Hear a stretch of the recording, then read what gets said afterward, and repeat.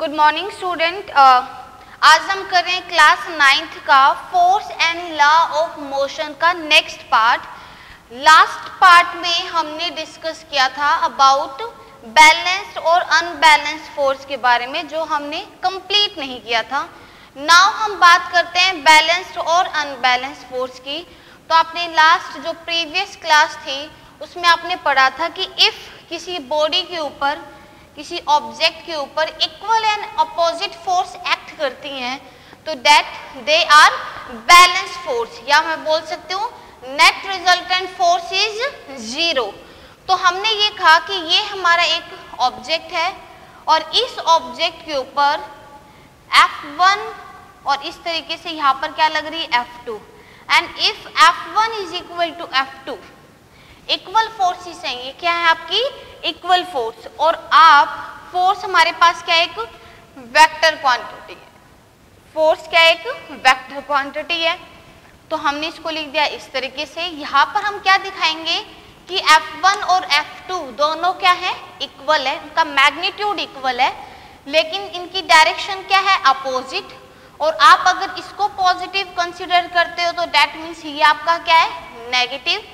तो हमने यहाँ पर F1 माइनस F2 इसको किस तरीके से लिखेंगे, वेक्टर फॉर्म में। प्रॉपर नोटेशन में अगर हम लिखते हैं तो F1 is equal to minus F2। तो यहाँ हमने देखा कि अगर इन दोनों का मैग्नीट्यूड सेम है और इस ऑब्जेक्ट के ऊपर अगर कोई ऑब्जेक्ट यहाँ है, ठीक है, मान लो ये है, इधर से कोई एक बच्चा है 10 न्यूटन की फोर्स लगा के खींच रहा है, इधर से एक बच्चा है जो सेम फोर्स लगा के इधर से खींच रहा है।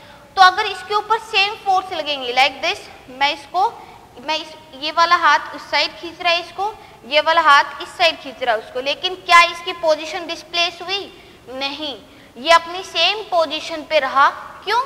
क्योंकि इधर की फोर्स और इधर की फोर्स दोनों इक्वल थी और इनका जो नेट इफेक्ट था, जो रिजल्टेंट इफेक्ट था, वो क्या हो गया, जीरो।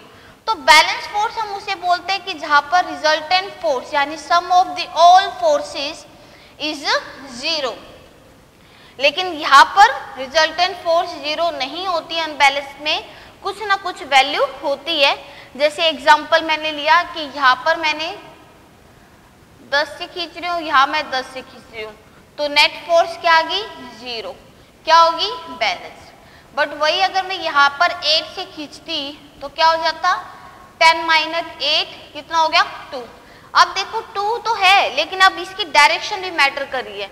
किस डायरेक्शन में जा रही है, टुवार्ड्स वेस्ट, ठीक है, यानी मैग्नीट्यूड तो है 2 लेकिन डायरेक्शन क्या होगी, टुवार्ड्स वेस्ट।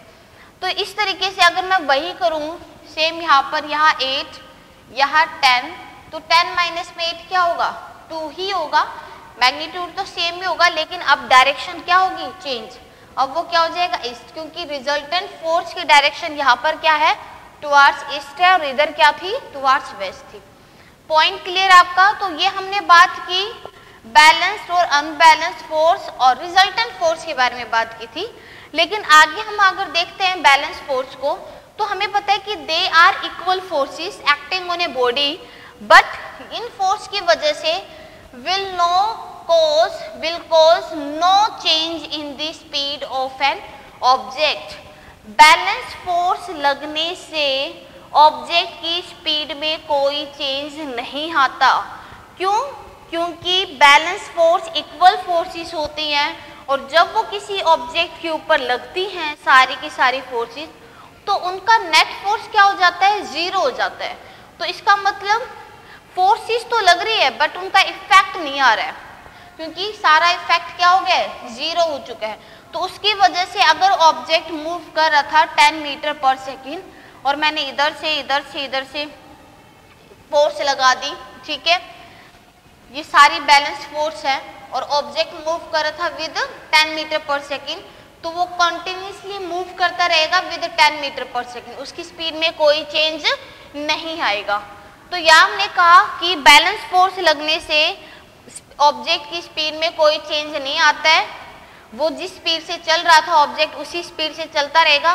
बेशक उसके ऊपर फोर्सेस लग रही हैं, लेकिन वो सारी की सारी फोर्सेस इक्वल हैं, इक्वल इन मैग्नीट्यूड है, जिसकी वजह से हमारी जो नेट इफेक्ट है फोर्सेस का वो क्या हो गया 0 और it will not change the speed of an object.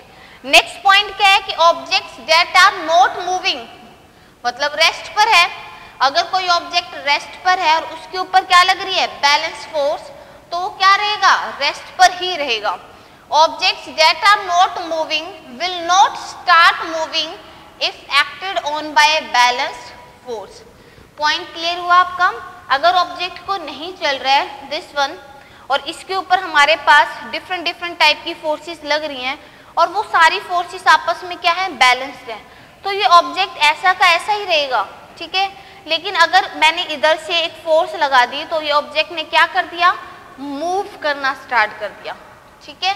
तो हमने क्या कहा कि जब इसके ऊपर बैलेंस फोर्स लग रही है तो अगर ये नहीं मूव कर रहा है तो वो क्या रहेगा सेम रहेगा, वो मूव नहीं करेगा, ठीक है, will not start moving if acted on by balance force, ठीक है। दैट मीन्स यहाँ से हमें क्या पता चलता है, एक इंफॉर्मेशन पता चलती है कि cause of motion is not balance force, cause of motion is due to unbalance force. हमने बोला था ना स्टार्टिंग में कॉज ऑफ मोशन, तो cause of motion is equal to force, लेकिन which type of force balanced और unbalanced, तो it is unbalance force. तो कॉज ऑफ मोशन क्या होता है due to unbalance force. Unbalance force क्या होती है obviously they are not equal, क्योंकि अगर इधर 10 लग रही है और इधर 8 लग रही है तो ये दोनों इक्वल नहीं है। अगर 10-10 होती तो वो इक्वल हो जाती, बैलेंस फोर्स हो जाता, लेकिन दे आर नॉट इक्वल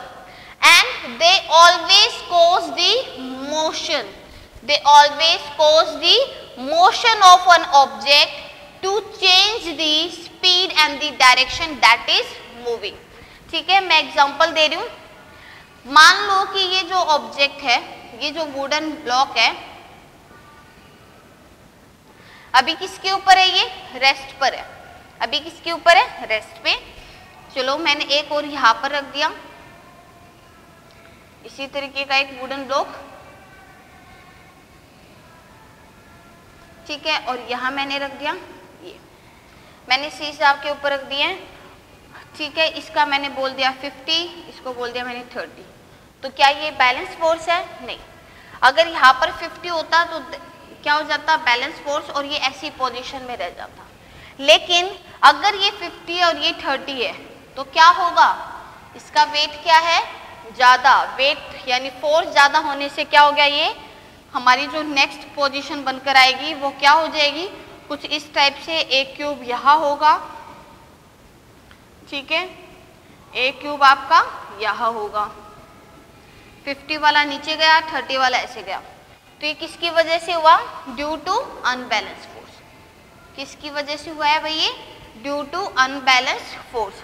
तो ऐसा क्यों हुआ था, क्योंकि यहाँ पर इनका मैग्नीट्यूड क्या है अलग है, यहाँ सेम था वो एज इट इज रहा, लेकिन जैसे मैंने यहाँ 50 का रखा, यहाँ 30 का रखा, तो इस तरीके से क्या हो गया ये नीचे की तरफ इंक्लाइंड हो गया, यानी उसने एक मूवमेंट की, ठीक है, मोशन हुआ और वो इस तरीके से मूव किया।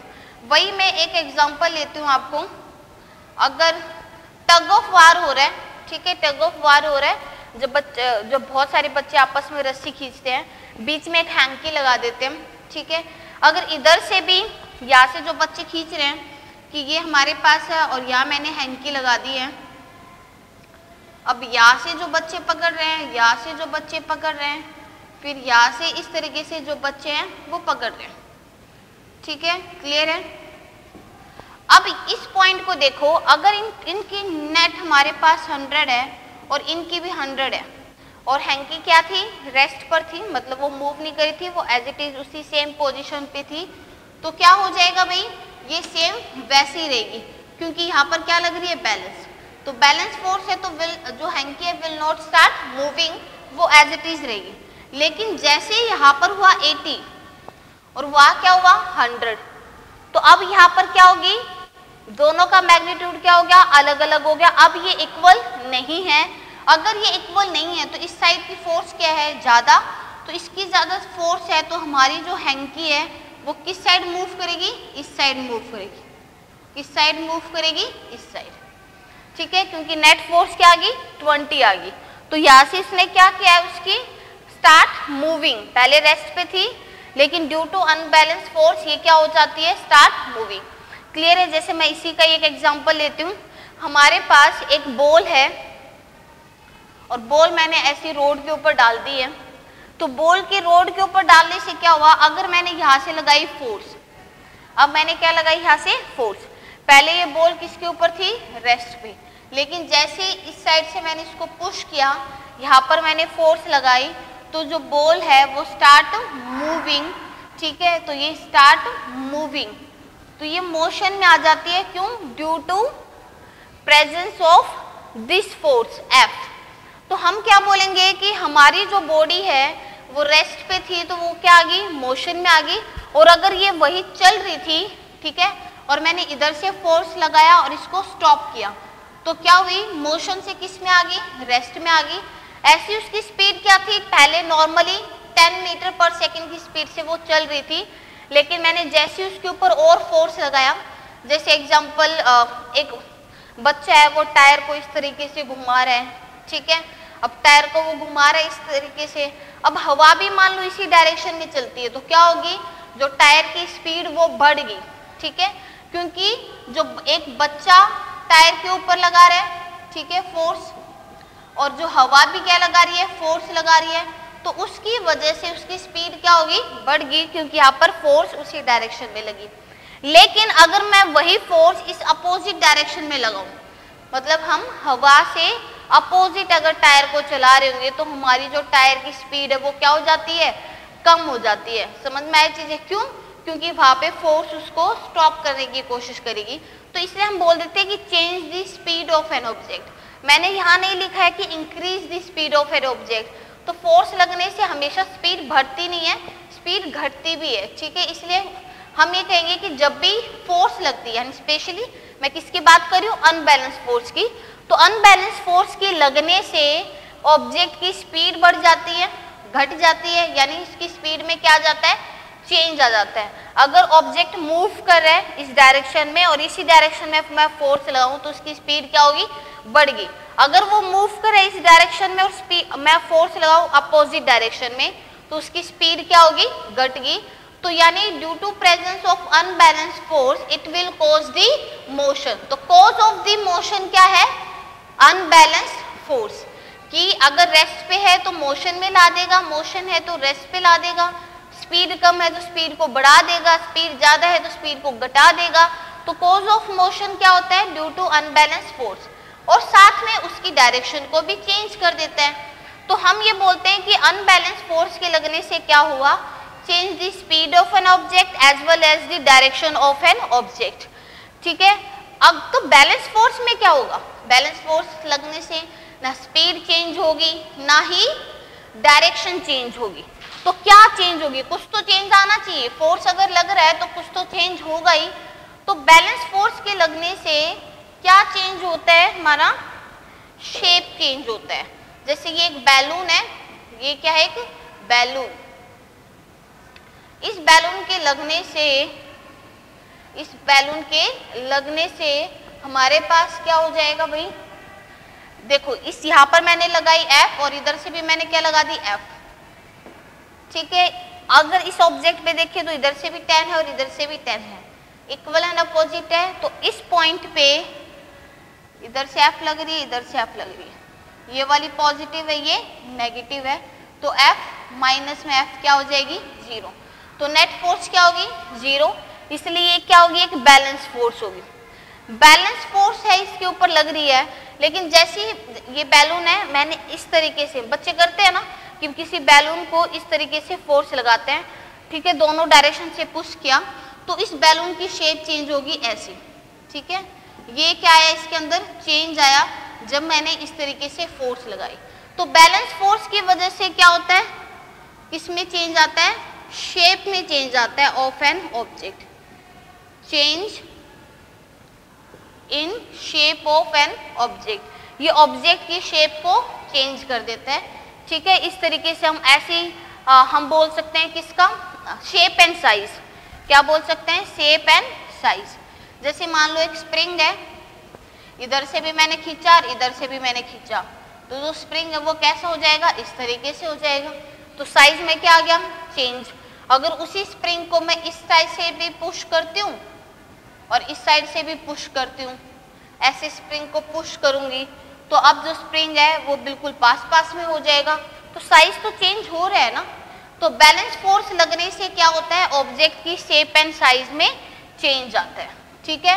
लेकिन अनबैलेंस फोर्स की वजह से हमारा क्या हो जाएगा, अनबैलेंस फोर्स की वजह से ऑब्जेक्ट की स्पीड भी चेंज होती है, डायरेक्शन भी चेंज होती है और उसकी स्टेट भी चेंज होती है, ठीक है। ये हमारे पास क्या हो जाएगा, अनबैलेंस्ड फोर्स। नाउ हम बात करते हैं किसकी, गैलीलियो एक्सपेरिमेंट की। किसकी बात करते हैं, गैलीलियो एक्सपेरिमेंट की। गैलीलियो एक्सपेरिमेंट क्या कहता है कि if unbalanced force, if unbalanced force do not act, if unbalanced force do not act on the body,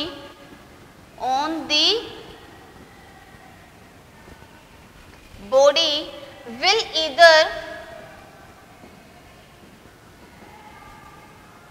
either rest, ठीक है, will either remain at rest or moves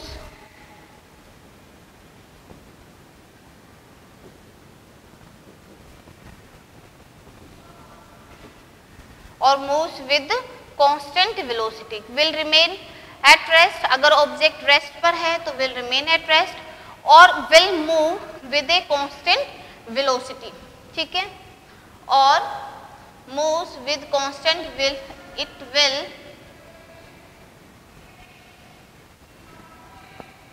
it remains unaccelerated, ठीक है। अब यहां पर हम देखते हैं it will remain unaccelerated। यहां पर हम पॉइंट की बात करते हैं गैलीलियो एक्सपेरिमेंट। तो मैं पहले गैलीलियो एक्सपेरिमेंट को समझाती हूँ, देन मैं ये स्टेटमेंट आपको समझाती हूँ। गैलीलियो एक्सपेरिमेंट क्या था कि जैसे हम नॉर्मली अगर मैं समझाऊं कि जैसे एक हिल है, एक पहाड़ी है, और उसका एक स्लोप तो इस तरीके से होता है, दूसरा स्लोप ऐसे होता है, ठीक है, यही क्लियर है। अब इसमें अगर मैं बात करूं कि मैंने एक बॉल को मूव करवाया, ठीक है, आप जैसे एक बॉल को, एक टायर को आप अगर हिल के ऊपर लेकर जा रहे हो तो क्या होगा, उसकी स्पीड कम होती है, आप थक जाते हो बिल्कुल अच्छे से। तो क्या हो जाएगा कि आप जैसे इस इंसान ने इसको ऊपर की तरफ लेता गया, उसकी जो स्पीड थी वो क्या होगी, डिक्रीज होगी, उसकी स्पीड क्या होगी, डिक्रीज। जब वो अप स्लोप में लेकर जाता है बॉल को, तो जो हमारी जो बॉल है उसकी स्पीड क्या होती जाती है, डिक्रीज हो जाती है। लेकिन वही अगर इस बॉल को वो इस तरीके से छोड़ देता है तो यहाँ हम क्या देखते हैं, उसकी स्पीड इंक्रीज होती है, यहाँ उसकी स्पीड क्या हो जाएगी, इंक्रीज। समझ में आया इतना? ये एक हिल है और अगर मैं इस बॉल को अप स्लोप पे लेकर जा रही हूँ तो जैसे जैसे ये ऊपर जाता जाएगा उसकी स्पीड क्या होगी, डिक्रीज होगी। लेकिन अगर हमारे पास नीचे वही जो इंसान है, ठीक है, यहाँ पर भी सेम फोर्स लग रही है उसी पर्सन से, यहाँ पर भी सेम फोर्स लगी उसी पर्सन से, अगर वो इसको नीचे लेकर आता है, डाउन स्लोप में लेकर आता है, तो उसकी स्पीड क्या हो जाती है, इंक्रीज हो जाती है। तो मैं यहाँ पर ले सकती हूँ कि अगर हमारे पास इस तरीके से एक स्लोप है और अगर ऐसे बोल गई है तो यहाँ होगी स्पीड डिक्रीज, ठीक है, और अगर वो इस तरीके से इसको लेकर जाता है तो यहाँ स्पीड होगी इंक्रीज। तो इसका मतलब अगर हमारे पास स्ट्रेट लाइन होगी, ठीक है, स्ट्रेट लाइन में ऑब्जेक्ट कैसा मूव करेगा, कांस्टेंट स्पीड के साथ मूव करेगा, कांस्टेंट स्पीड के साथ मूव करेगा। अप स्लोप में हमारे पास स्पीड डिक्रीज हो रही है, डाउन स्लोप में स्पीड इंक्रीज हो रही है। और अगर वो हमारे पास कैसे मूव कर रहा है, स्ट्रेट लाइन में स्मूथ रोड पे अगर मूव कर रहा है तो उसकी स्पीड क्या हो जाएगी, कांस्टेंट हो जाएगी। ये जो बॉल है वो कांस्टेंट स्पीड के साथ मूव करती रहेगी। पॉइंट आपका क्लियर है?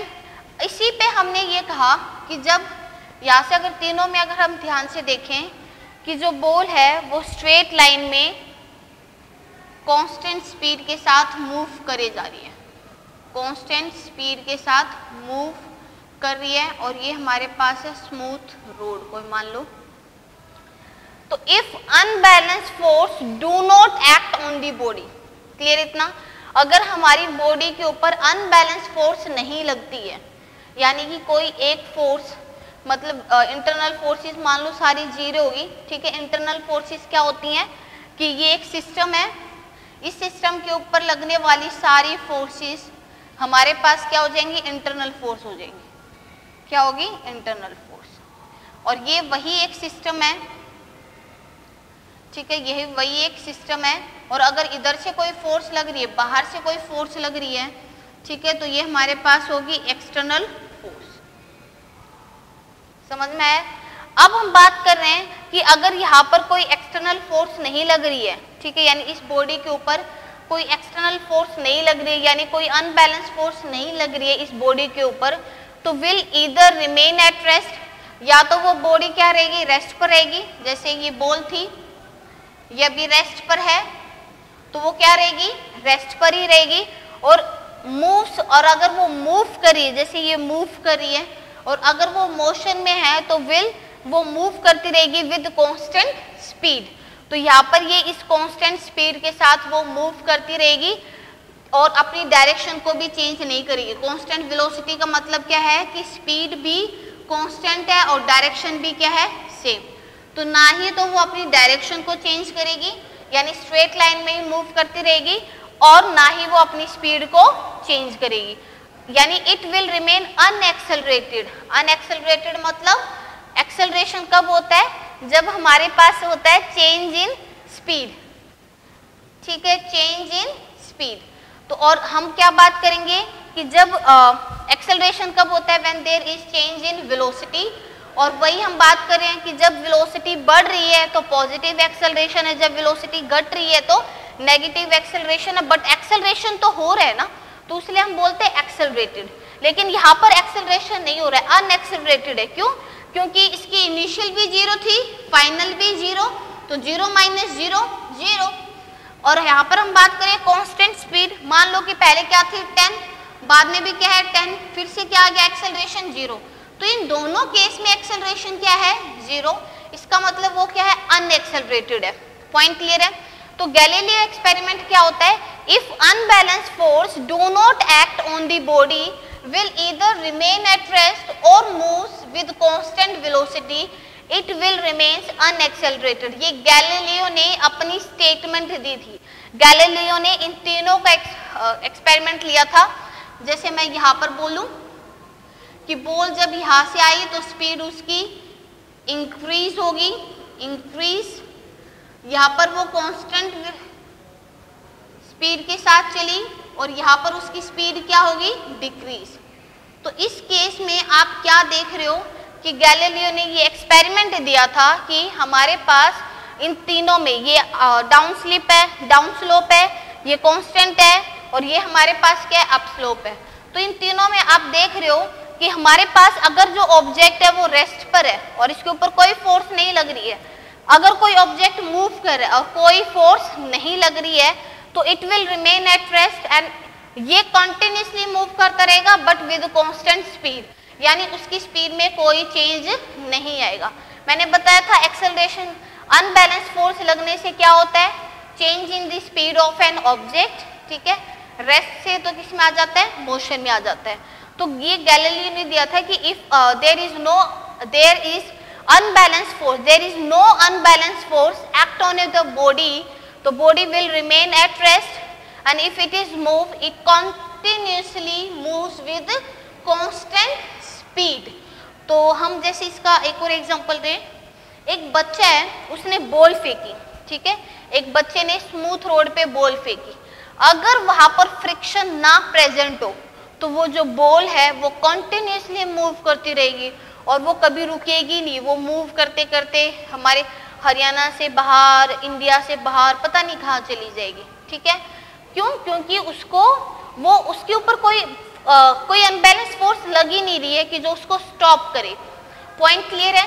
तो हमारी जो बॉल को, एक बच्चा बॉल को फेंक देता है, कुछ टाइम के बाद वो रुक जाती है, ठीक है। जब वो इनिशियली फेंकेगा स्पीड उसकी ज्यादा होती है, धीरे धीरे उसकी स्पीड कम हो जाएगी और एक पॉइंट पे जाके वो रुक जाती है। It is due to presence of friction force. तो हम ये फ्रिक्शन फोर्स भी तो है, फोर्स है ना वहां पर, तो यानी कि वहां पर कोई ना कोई अनबैलेंस फोर्स है, वो क्या थी, फ्रिक्शन, तभी वो बॉल एक पॉइंट पे जाकर क्या होगी, रुकगी। तभी हम कह रहे हैं कि गैलीलियो ने क्या बोला था कि अगर कोई अनबैलेंस फोर्स नहीं लग रही है तो जो बॉडी है वो रेस्ट पर है, तो वो will remain at rest, and if it is move it will move with constant speed. तो ये आपका गैलीलियो एक्सपेरिमेंट है। गैलीलियो ने कंक्लूजन दिए थे कुछ, हम उन कंक्लूजन की बात करते हैं। तो यहाँ आप देखो कंक्लूजन,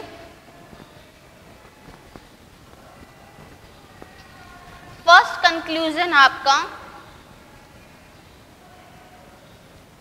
फर्स्ट कंक्लूजन आपका, ठीक है, वही अगर रेस्ट पर है तो रेस्ट पर ही रहेगा। A body is rest, a body is at rest and no unbalanced force act on it remains at rest। Second आपका क्या है, ए बॉडी अगर वो मूव करिए, a body is in motion, a body is in motion continuously moves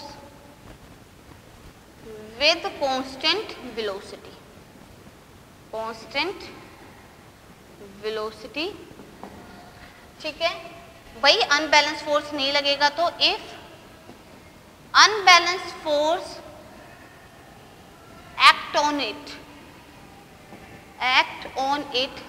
it will accelerate, the body will accelerate।